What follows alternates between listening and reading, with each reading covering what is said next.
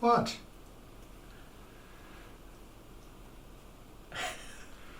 Good morning. That's what I meant to say. Good morning and welcome.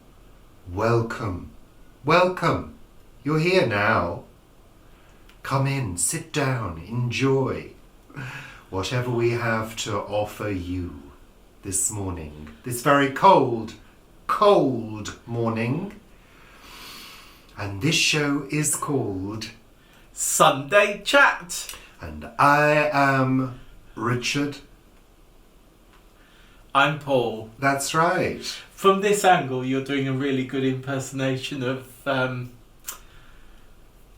guy's dead mother in Psycho. You said that before, you're just repeating. No, but it's this look here. It's sort of, it's like that wig. Yeah. Oh, that's off to a good start, isn't it? Oh, but you look lovely with it. Yeah.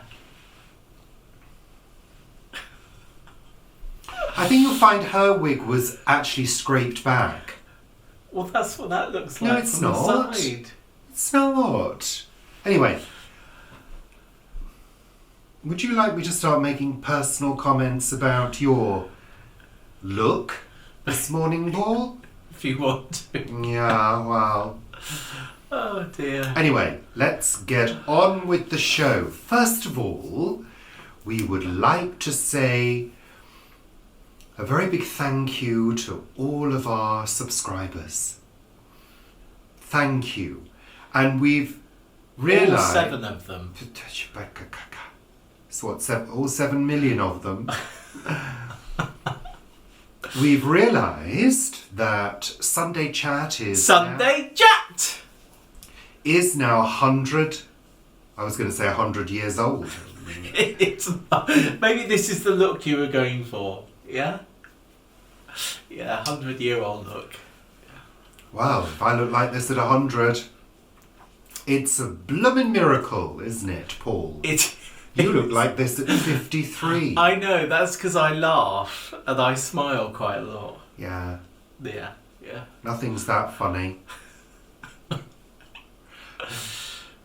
103 episodes. 103 episodes. Well, this is 104. Yeah.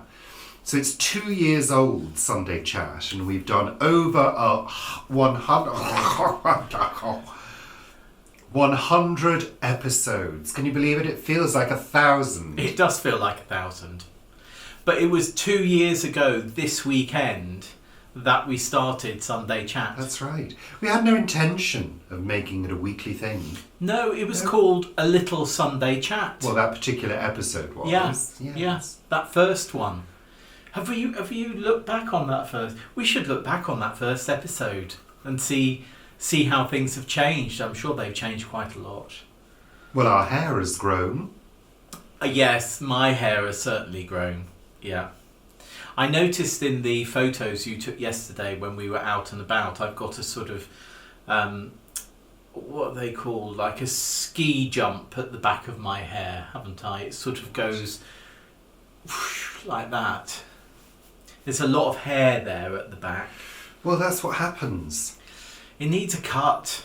You were going to cut my hair. Yeah, well, didn't happen, did it? No. Lots of things haven't happened. A lot of things haven't happened. Anyway, let's not go there because we're all bloody aware of the situation, aren't we?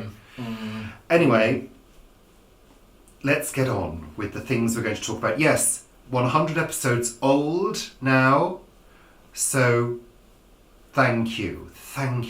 And remember. The 5th of November. No. Oh. Remember, we're on several other platforms as well. Instagram. You know, Instagram baffles me. Why? Well, you scroll through and you see all these people because it suggests people that you might want to follow. And my suggestions are always half-naked men. Well, of course, it's owned by Facebook, isn't it? But they're always half-naked men, and they've got thousands of followers. I just don't understand it. I mean, once you've seen a half-naked man, you've seen a half-naked man. Maybe we should get half naked. Do we take our clothes off now? See how our subscribers vanish. Yeah. Literally. Anyway, but it does yeah, baffles so we're on. or it's girls going like this. Oh yeah, we get a with lot. With big boobs. Yeah, in sort out. of tight sort of going lycra things. Yeah. Like that, pushing their lips out, and I just don't really understand. I guess it's a young person's thing, isn't it? We get on Richard and Paul on Facebook, the Facebook page, we get quite a few things. We get a few spam things. Yeah, don't of we? girls in that pose saying they'd like to meet us. Yeah, we never seem to get any men. No, on I think there. they've got the wrong idea. I think they have got the wrong impression. They want a threesome, but it's not the type of threesome we'd be up for. I wouldn't be up for a threesome anyway, Paul. Speak for yourself. God, I just wouldn't know what to do. No, I wouldn't either. No, I don't think I would. No. No. Oh, no thanks. Oh, yeah, no. You should stop It did thinking take about me things back like to a that. memory, but I won't go there. I don't think so. This is a family-friendly show, Paul. Oh, that was a world and a half away. Yeah, shut up now. Yeah. That's enough. So the weather has finally changed. It's got cold and windy. It's still windy today. We went out yesterday. Out and a bite. That's for the posh people. Hired a zip. Car. Yeah, people know now. We can just call it a zip. Yeah, but it's called Zip Car.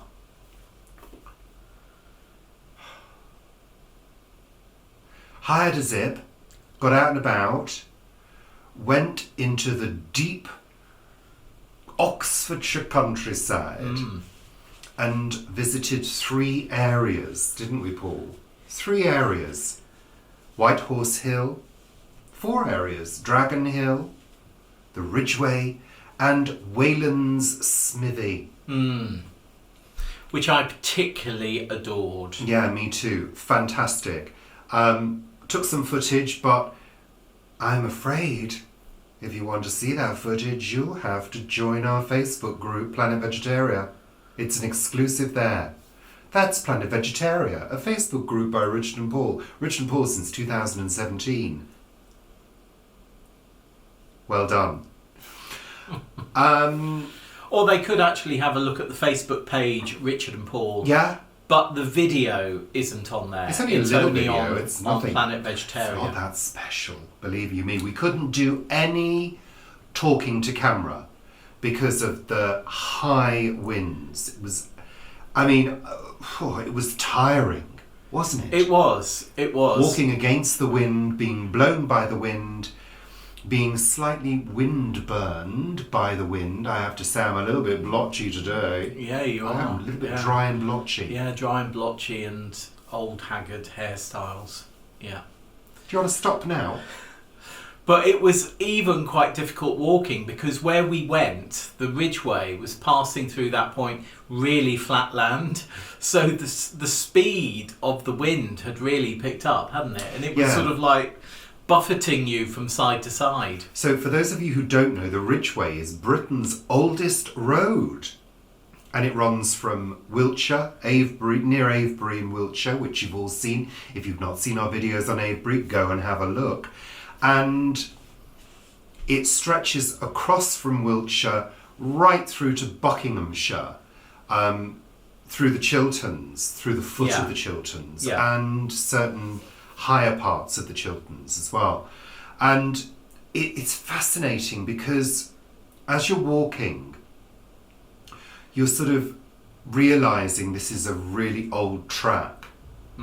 And you wonder about the people, the events that have taken place on that trackway, and, I'm sure quite a few nefarious goings on. Well, because it was the main thoroughfare.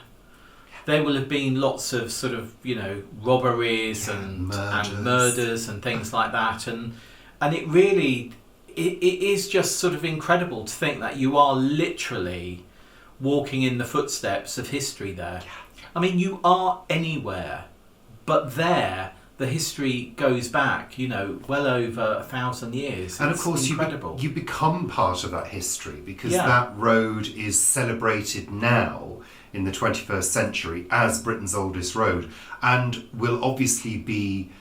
this will be noted and recorded that lots of people use it as a leisure pathway to visit several interesting sites that are peppered along the route. So, but I had a weird experience. You did. I did. Now, yesterday was an extremely windy, bright, sunny, gorgeous early autumn day. Not in the least bit spooky at all. No. Really. No. I mean, visit that route and those sites on a very wintry, cold, dark day. I would imagine there's a very different feel, and one could conjure up the spirits of the past. Especially with the long shadows that you get in sort of later winter. Yeah. Which you wouldn't get on a cold, dark day.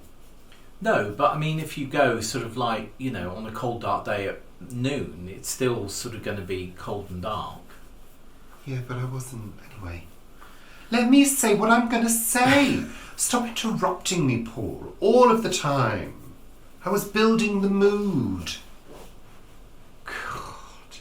Anyway, so at one point I was stood on the pathway and I was filming a field, and there is a footpath that goes directly through the centre of the field up to a small copse of trees in the distance.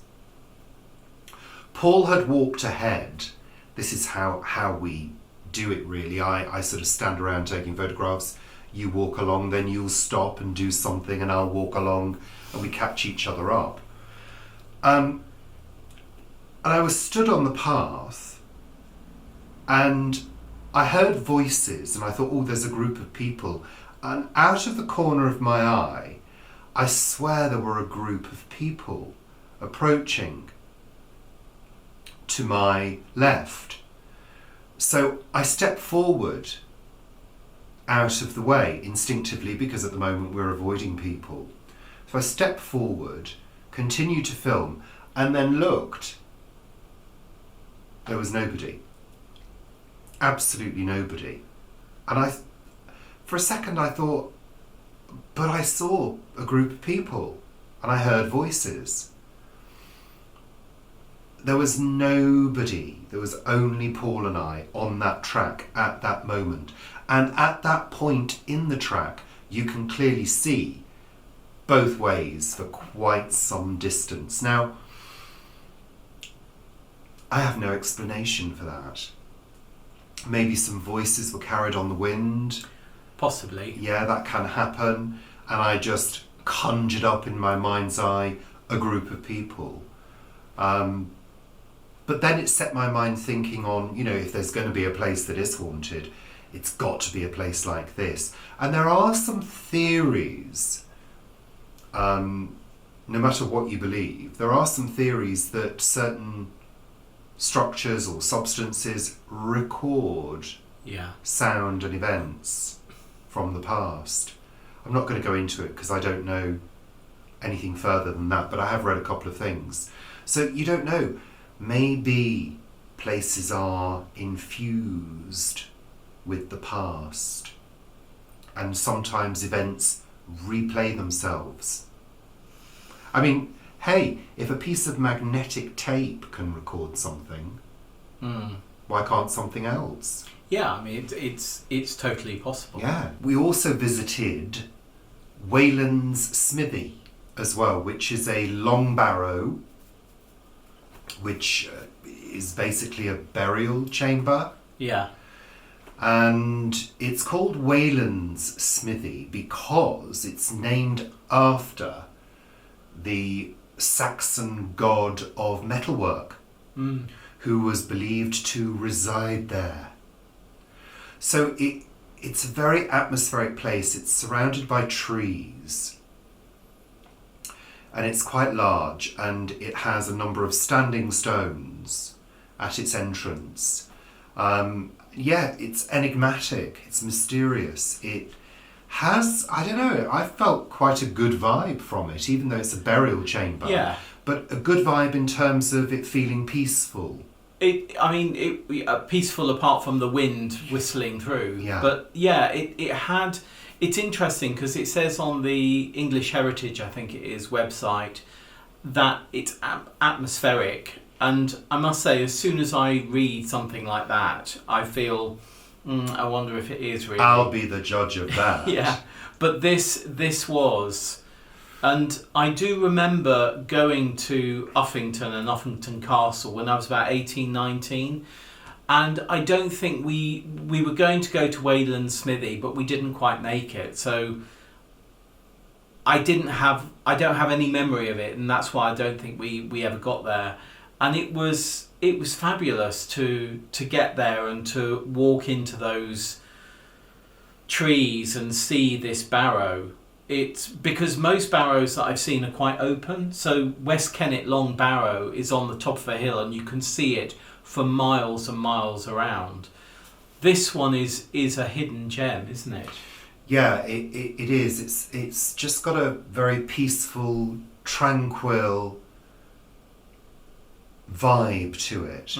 But like I say, on a cold, dark, forlorn day in the middle of winter, when you're feeling a bit depressed, I can imagine it has a very different tone.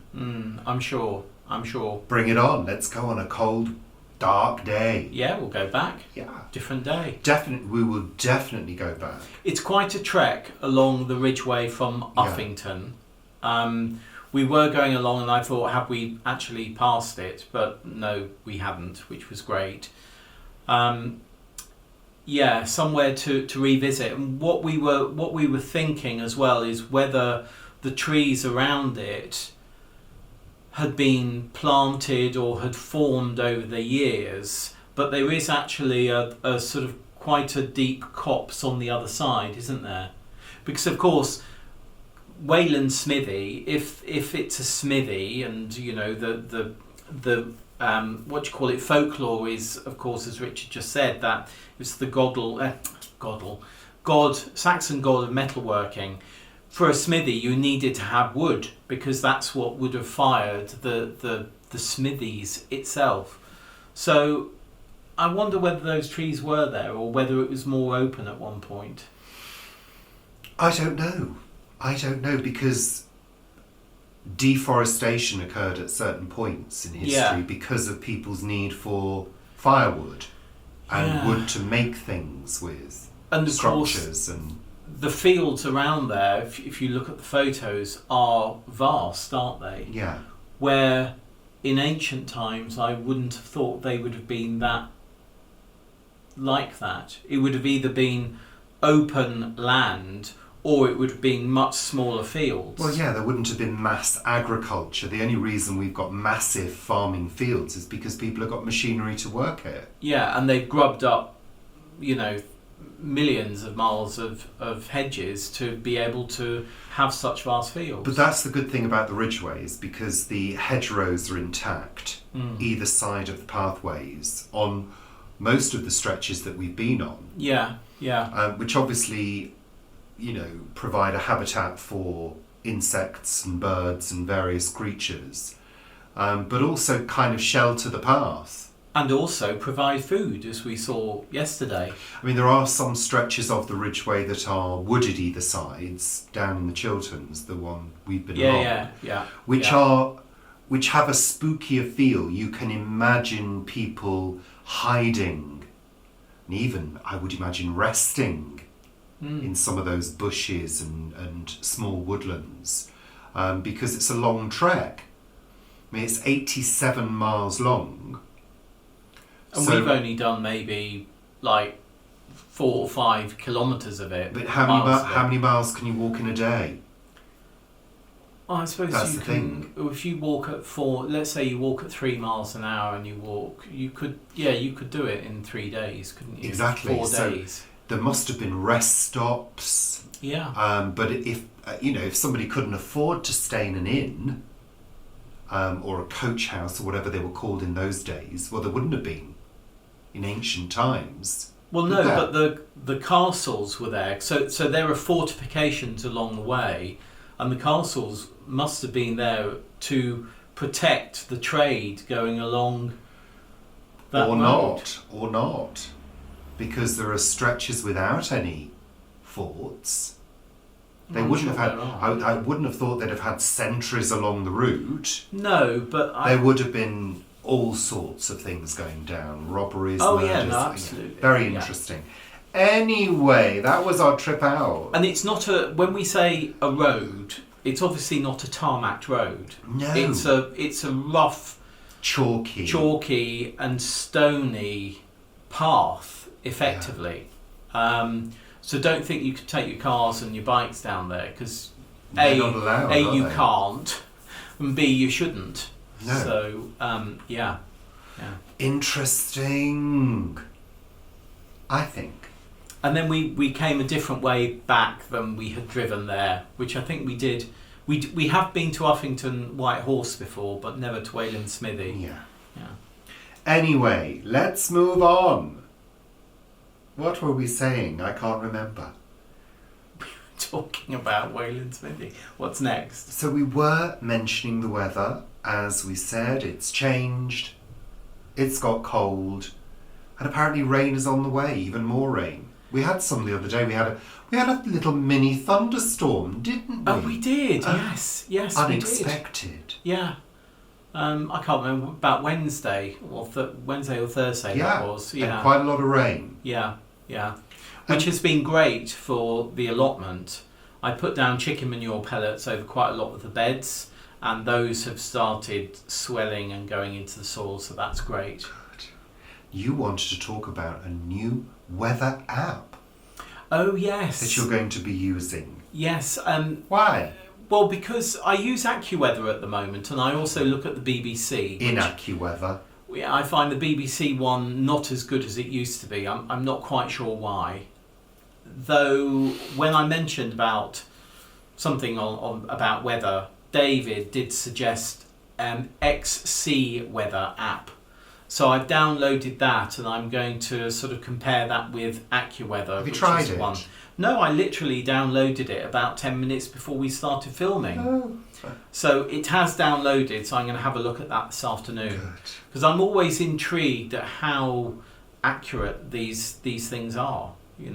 AccuWeather at one point was doing quite a lot of reporting, so you could report your weather. So it forecasts the weather, but it also forecasts the weather from people reporting the weather. But I'm not sure that happens anymore. I don't know. Maybe it didn't work. How lovely. So Good. yeah, that'll be quite fun. I do like weather apps. Do you? I do, but I always go back to AccuWeather. Be interesting to see if that's the case this time round. Lovely, Paul. Thank you so much for that interesting nugget of information.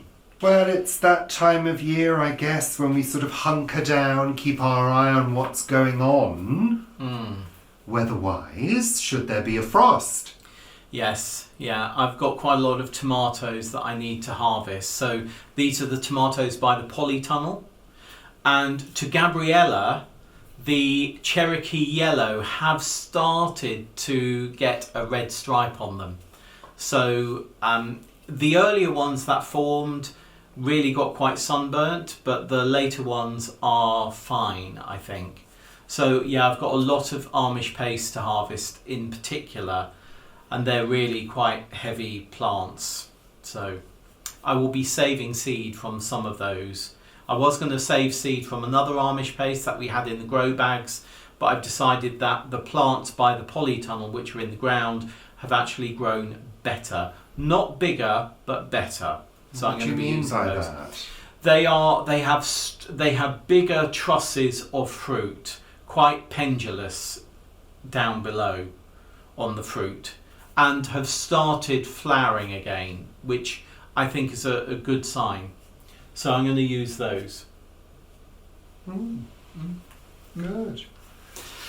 And actually, for us, this week is the end of our growing year, because I always have our growing year as the 1st of October to the end of September.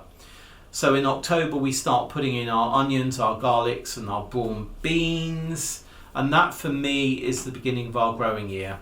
I'll talk about that a bit more during a week at the plot. Yeah, because this is Sunday chat. Sunday chat! It's not gardening chat. Mind you, you have been watching quite a few YouTube channels, haven't you, Paul? It's that time of year as well where you're keeping your eye on what other people are doing. Yeah, and also more time sort of on your hands, with the harvest done and the big growing season done. There's time over the winter months to catch up with what other people are doing, and like Erica's Little Welsh Garden and the Little Farmer's Farm, Jane's Allotment, a whole host. Greta's Garden, always love looking at Greta's Garden and see what's happening in her very, very different weather conditions than we have here, and also seeing whether Greta's seen any whales recently. But one of the ones that always excites me is Terry King at the Allotment Gardening on a Budget, because he is just so ingenious at the structures he builds and his compost bins, and he really gets into why he does certain things and why he doesn't do other things, and he's a grower of giant vegetables as well, so some of the contraptions and the structures he puts together for those are just incredible. So yeah, always I love seeing a Terry King video. I don't watch them all, but I do dip in and out and always enjoy them. It's a case of having the time to watch. It is. I mean, it's like we've got our regulars that we watch. Obviously, we watch Vivi, and of course her amazing tomato harvest. Incredible. Her tomatoes just out of this world. I had skin on the top there. Skin on the coffee. It's because it's milky. Yeah, and if you've seen a week at the plot, you'll have seen how tall her tomatoes are. They are they're going on for 7 foot. Some of them are going on for 7 foot. And I must admit, I said to her, they're the second biggest tomatoes I think I've ever seen in real life. The first were grown by my Uncle Len, but he was a tomato grower in greenhouses in Guernsey, and they used to get to 20 foot, something like that. Quite incredible. 20 foot? How on earth do they manage a 20-foot tomato plant? Well, because... On a ladder? Well, yes. I mean, on rickety ladders. Yeah, there is... I'm sure I've said this before, but there's actually a photo of me on top of a sort of 20-foot ladder on a sort of scaffold plank between 2 ladders, standing on top of that when I was about 5. I mean, health and safety, it just wouldn't happen these days. But I don't remember anyone falling off. Is that what they used to do in Guernsey? Send children up ladders to pick tomatoes? I think they used to do that everywhere. We were talking about children up the chimney the other week. Yeah. But yeah, her tomatoes have been quite incredible. I can just imagine you were probably up there eating the tomatoes, Paul. Cannon Hall grapes. Those were the ones that I used to eat. What, grapes? What, they were a type of tomato?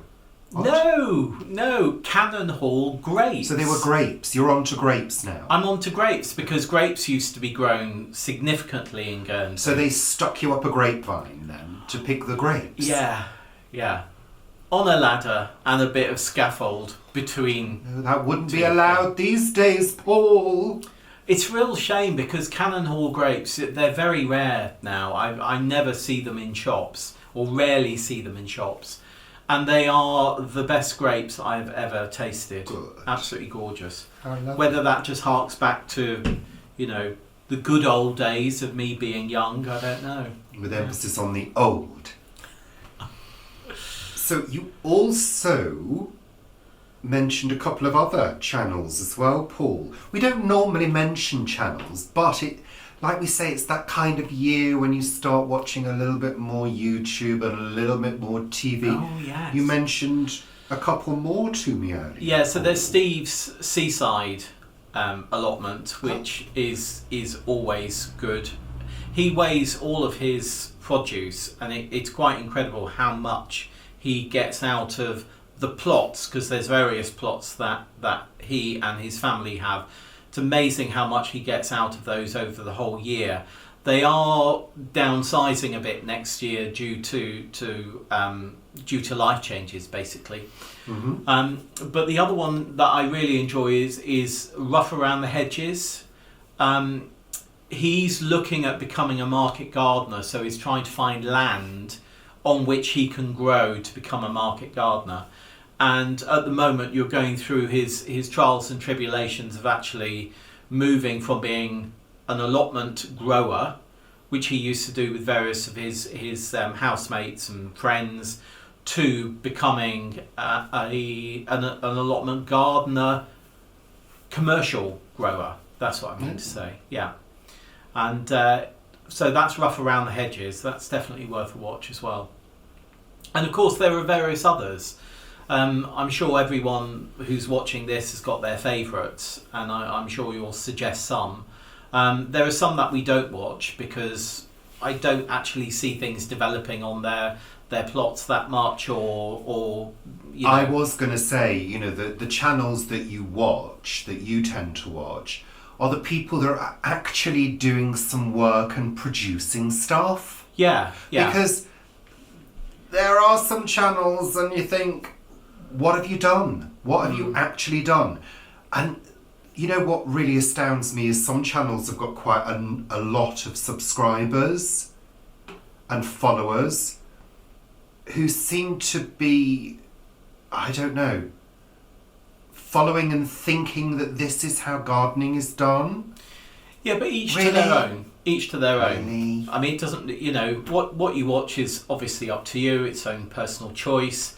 I was watching someone though, and I watched a video of theirs about a month ago, and I watched the video, I thought, I wonder how that's changed in a year. So I went back to see how things had changed in a year, and actually it was better a year ago. It really confused me.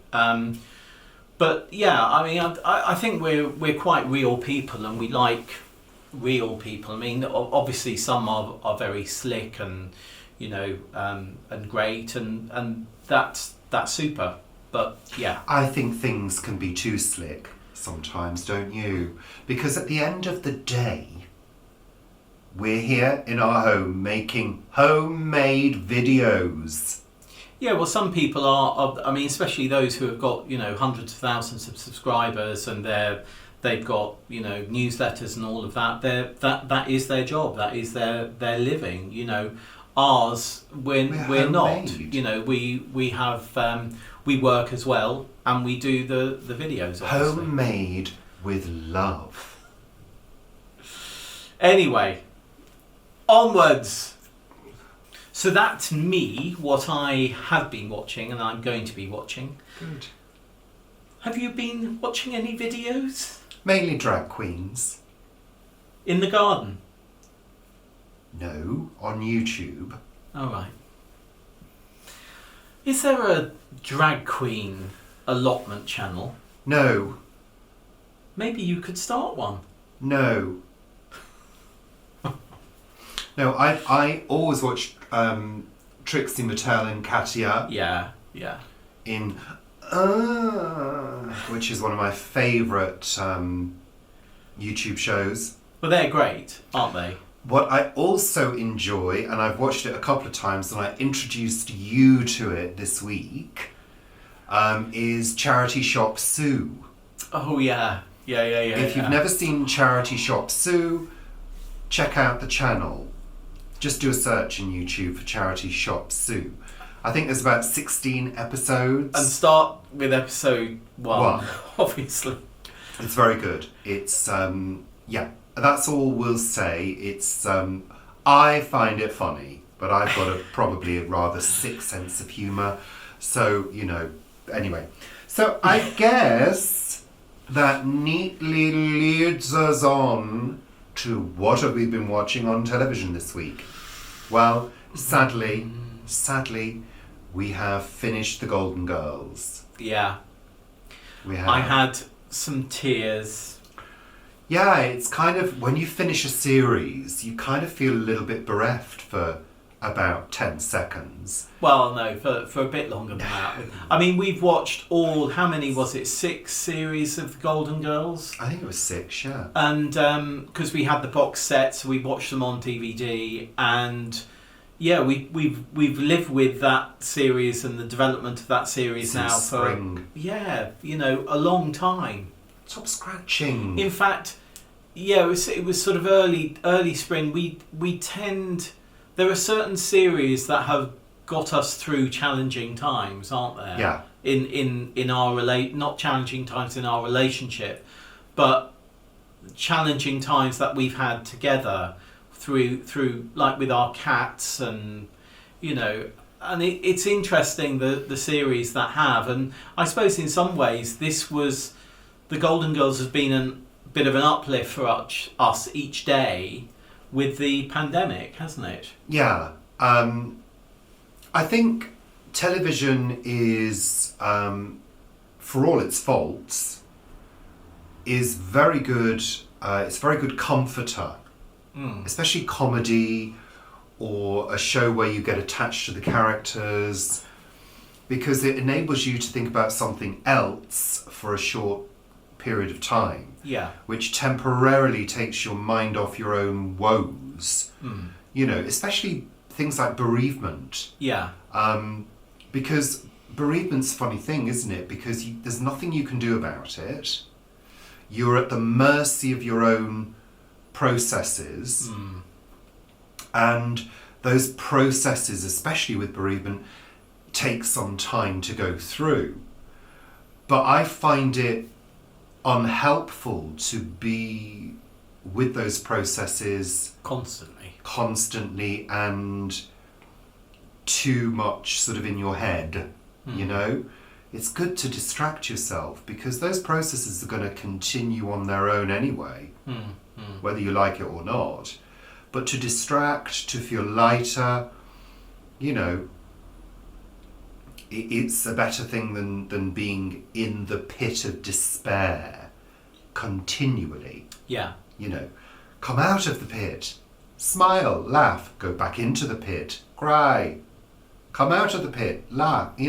That's kind of how it is, isn't it? You come in and out. It's waves. Yeah. So we finished The Golden Girls, yes, and that did. was a sort of We've said that. and we are thinking of moving. What was it? The Golden Palaces. Why would it be purple? I don't know. Purple Palace. That's why. I don't know. The Golden Palace, which was the Palace. sequel. Yeah, maybe we'll look it up on wherever. We've started a new show, The Exorcist. Yes. It's based on the book, but it's not based on the book. Yeah, it's based on the premise of the book. It's kind of like a weekly exorcism, isn't it? Have we said this already? I think we've said this. Have we? Didn't we say that last week, Paul? I don't know. I can't remember. Anyway, that's it. Move on. We're also rewatching Kath and Kim. Now, talking about a tonic. That's such a good show to watch to lift you out of the dumps. It really is. So we're rewatching Kath and Kim. I mean, the wonderful thing about Kath and Kim is it is so well edited. It's so well acted, edited, and structured. Yeah. It really is. We were talking about this earlier. There's a number of to-camera bits that aren't to-camera bits, if you see what I mean. So that you get the eye view of the camera from the person that somebody may be looking at. So they're just slightly correctly off because they're looking, and it's just brilliant. It really is. The angles have been really worked out. It's well directed, very well directed.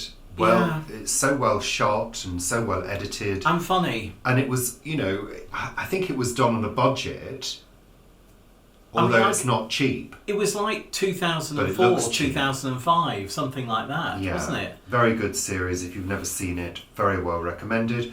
You're also watching something called Into the Night, Paul. Oh yeah. What's that? Another depressing crime murder drama series? No, it's one of those sort of dark sci-fi series.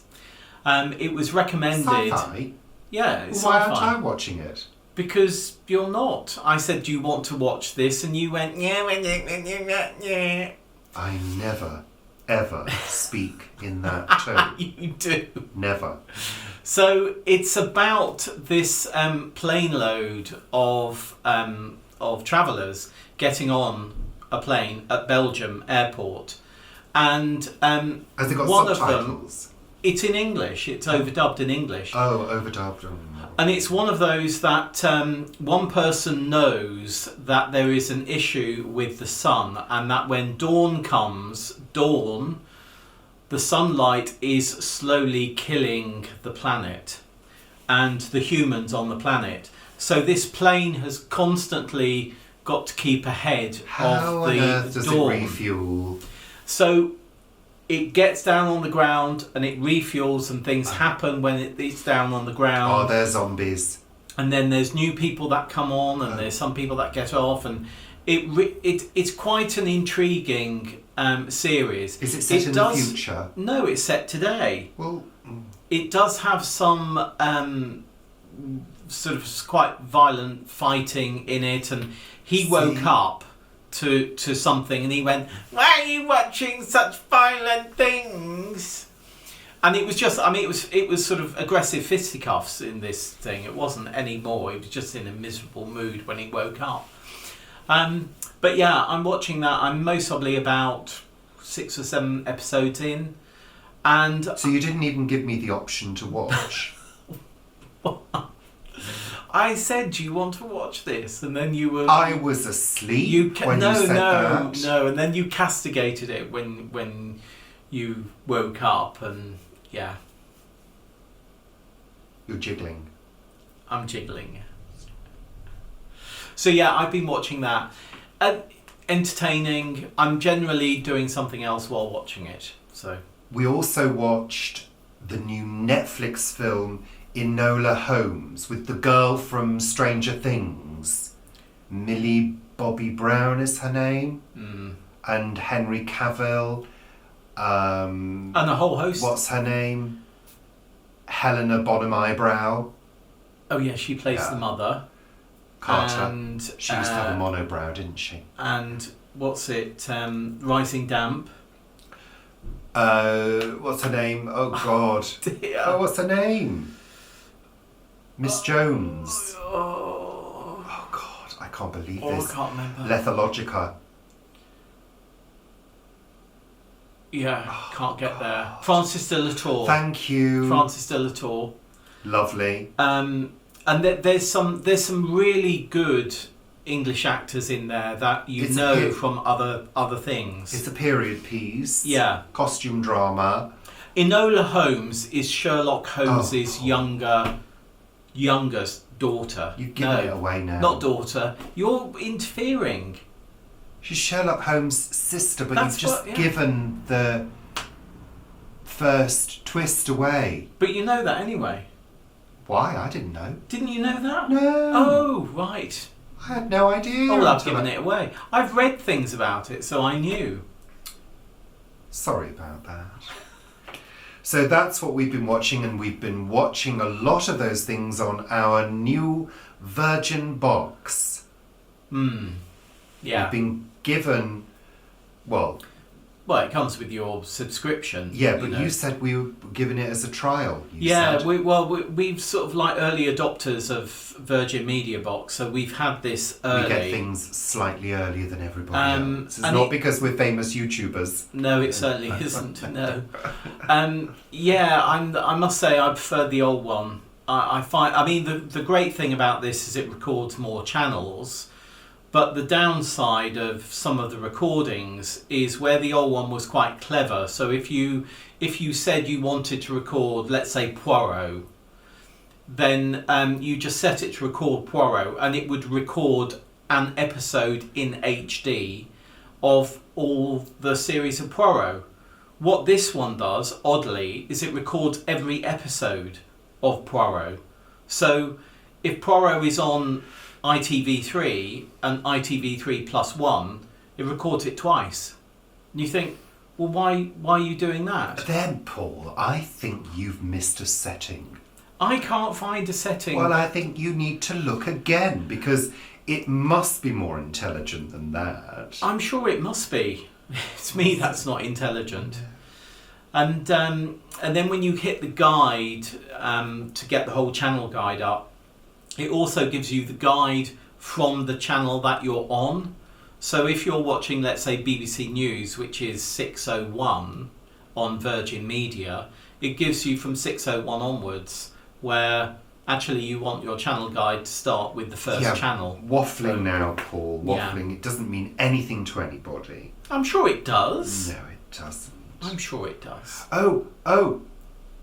What? Go and get those things. You're nearest the door. What things? Those things. Oh, those things. I just wanted to show you a gift that I've got. Hurry, Paul. We haven't got all day. Really.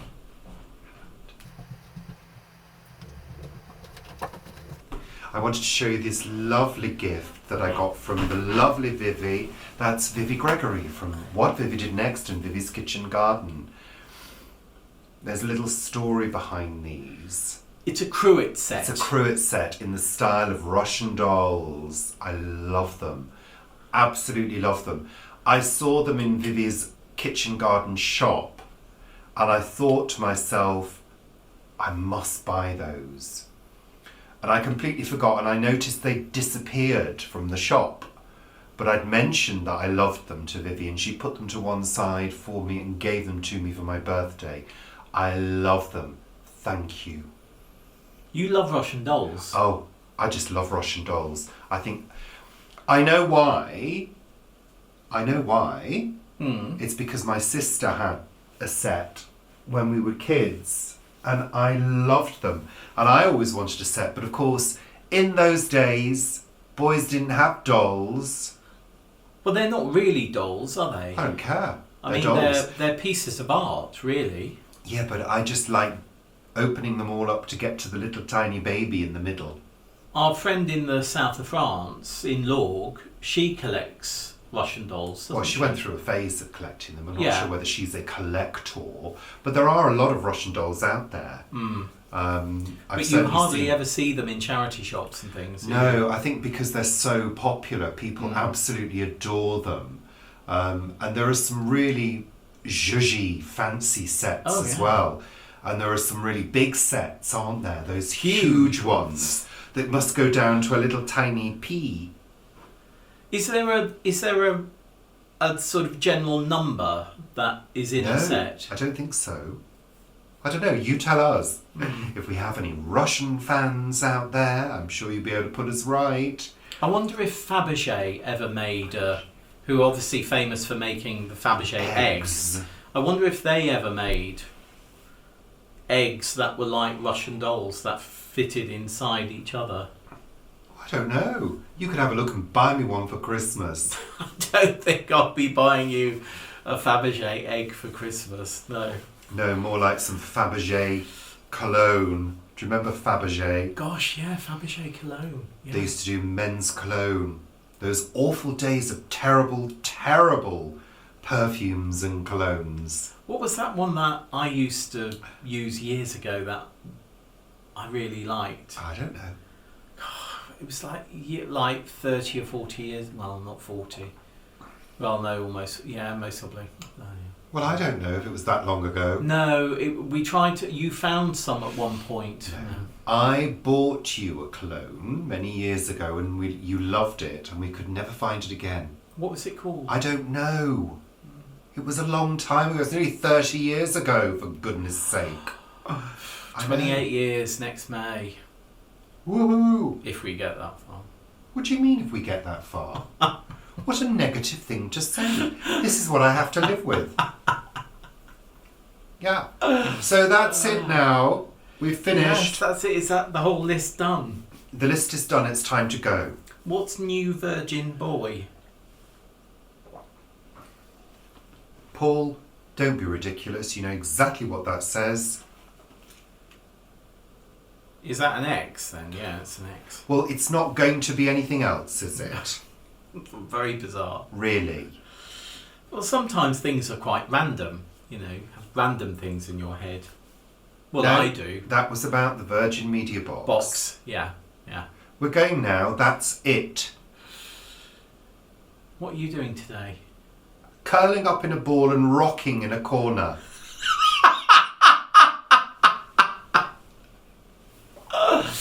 Oh dear.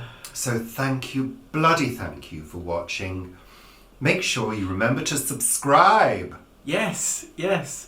You've been looking at stats, haven't you? Well, you know, people watch and don't subscribe.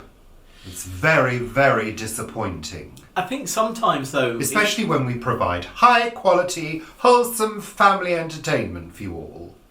I think sometimes people don't... It's difficult. You go to YouTube, and some ways you go into YouTube, it doesn't sign you in. And of course, whenever you sign up to YouTube, which is with a Google account, it sort of says, oh, this is your new channel. And of course, many people don't, they're not producers. So, yeah. Basically, if you're not subscribed, you're not a proper fan. That's the upshot of it. I don't think that's No, you're true. not. I don't think Subscribe or go. See how mean he is? So that's it. We're going now. Goodbye. Bye. Oh, and one word for the thumbs downers. There we are. So bye. I got a thumbs down on a week at the plot. I got a thumbs down on my potato latkes. I mean, who thumbs down a potato bloody latka? Really? It's no. Anyway, yeah, 45% are watching now, so we better say goodbye and not say anything important. I think it's 55%. Bye. Bye. Bye. You just burped. I didn't burp. Why did you say I burped? No, I didn't. I think you were hearing things. Like on the path the other Yes. day. Ooh. Bye.